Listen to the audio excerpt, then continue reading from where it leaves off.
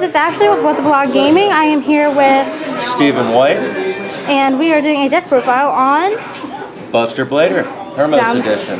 Nice. Sounds like a plan, so let's get this started. Well, I run with a pretty basic build. I start out with 3 Buster Whelps. Let me interject for just a second. Alright, when you put the cards down, you want them like this. That way they can see what they are, right?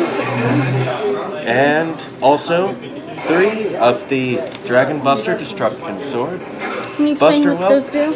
Is your big tuner for the most part. When he hits the field, essentially instant Buster Blader fusion, instant Buster Dragon Synchro, and Dragon Buster Destruction Sword acts as both the tuner for the 8-star, plus he acts as a bit of a trap for your opponent because he prevents your opponent from using their extra deck. I run 1 Effect Veiler, 2 Wizard Buster Destruction Sword. These also act as equip cards, which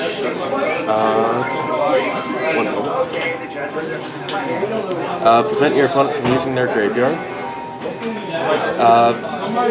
Little spice to the mix. I use 2 the Light Hex Sealed Fusion.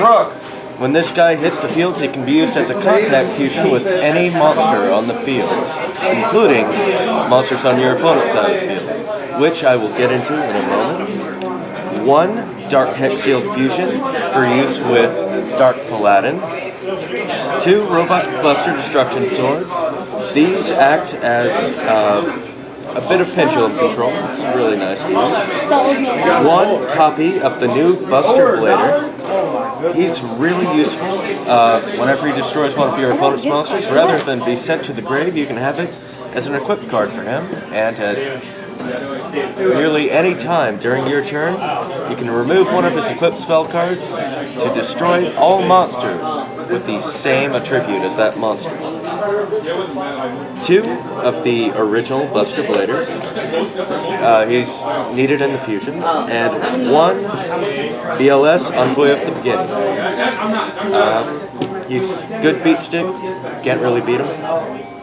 And that concludes my monsters. It's a Sunday tournament. As far as I know, he has a base. As for traps, I run 1 Bottomless. What's great about this is the only thing I heard will be my pride. 1 Quaking. Quaking, of course, wonderful card. As soon as you use it, all your opponent's monsters are forced into face-down defense position, can't get back up. Makes them easy targets for the big guy, the fusion. 1 Multiple Destruction is essentially a trap version of card destruction, but with a little bit of an added cost, so it's nice and balanced. 1 Divine Wrath to get rid of the Cyber Dragon Infinities and the like. 2 DNA Surgery, just in case I can't get out the Synchro. 2 Defense Draws, so I can get more cards in my hands and negate attacks. 2 Black Horns of Heaven. I prefer them over Grand Horn because they don't allow my opponent to draw a card. And 2 Destruction Sword Flash. When you've got the fusion out, this essentially acts as your Raigeki, but removing them from play instead of destroying them. However, if this is in the graveyard, anytime a Buster Blader monster would be destroyed, you can banish this card to protect it. It's a wonderful card. And that concludes my trap cards. On to the spells. I currently have 1 Chicken Game. So far it works pretty well. Don't always need it. However, even when I don't, I always use it. 1 for 1. This helps you get out the Whelp, who is the core of the deck. 1 Day of Peace, just to get you the cards you need. 1 Galaxy Cyclone, can't go without MSTs. Claw of Hermos. If you've seen the anime, you know what this card does. It's a wonderful card to use in this deck. It can make your Buster Blader the most powerful guy in the entire game. exaggerating, of course. It's great. I have 2 emblems of the Dragon Destroyer. When played, these simply let you get a Buster Blader from your deck or graveyard to your hand. It's a bit like a Rhoda. And then 3 copies of the Destruction Swordsman Fusion. This lets you use any Buster Blader and 1 Dragon-type monster to fuse for the Buster Blader Fusion. I have right here. Nicely enough, if you already have the Synchro up, this will allow you to use your opponent's monsters as well as your own, making it really, really powerful.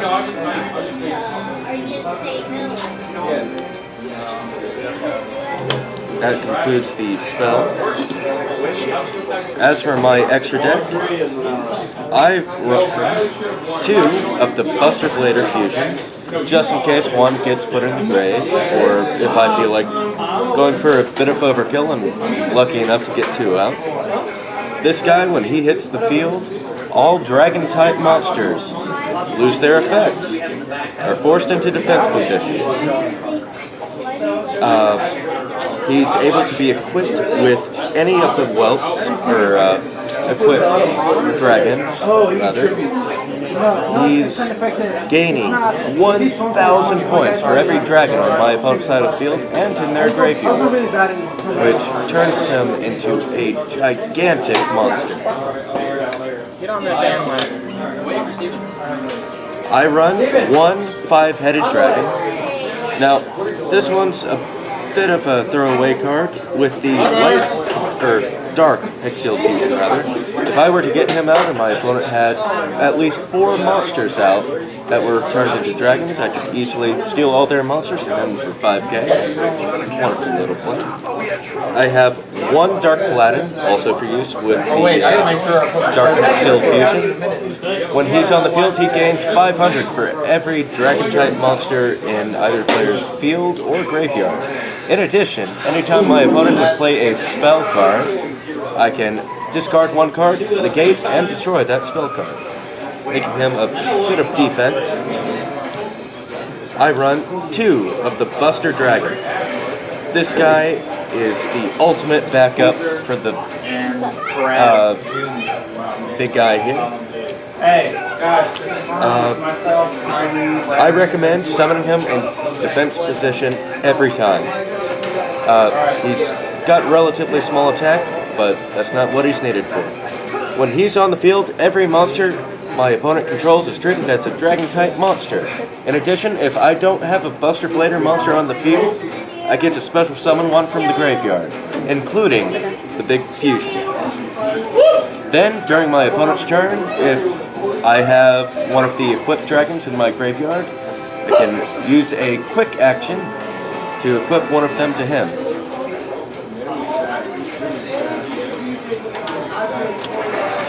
I run 1 Yugioh King. If you've played with the Goyos, you know what they do. When they destroy your opponent's monster, you get it. Red Dragon Archfiend, heavy hitter, 3k. He's useful if I can't get out the normal big guys. Crimson Blader. If I destroy one of my opponent's monsters, it shuts down their high-level summons. 1 Underworld Fighter Balmung.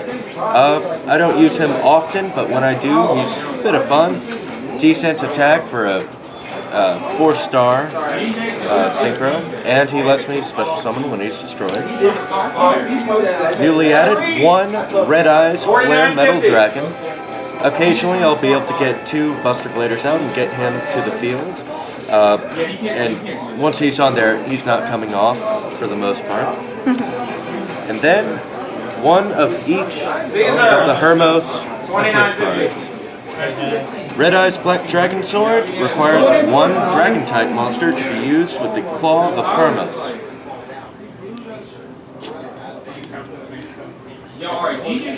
When it's equipped to a monster, that monster will gain an extra 1,000 attack for every Dragon-type monster on the field, doubling the amount that Buster Blader, the Destruction Swordsman, gains. Rocket Hermos Cannon. when equipped to a monster, allows them to make a second attack every turn, and also grants them piercing damage, which Buster Blader already has, but you might need it for another guy. And Goddess Bow also allows you to have your monster attack twice, but it has an added effect.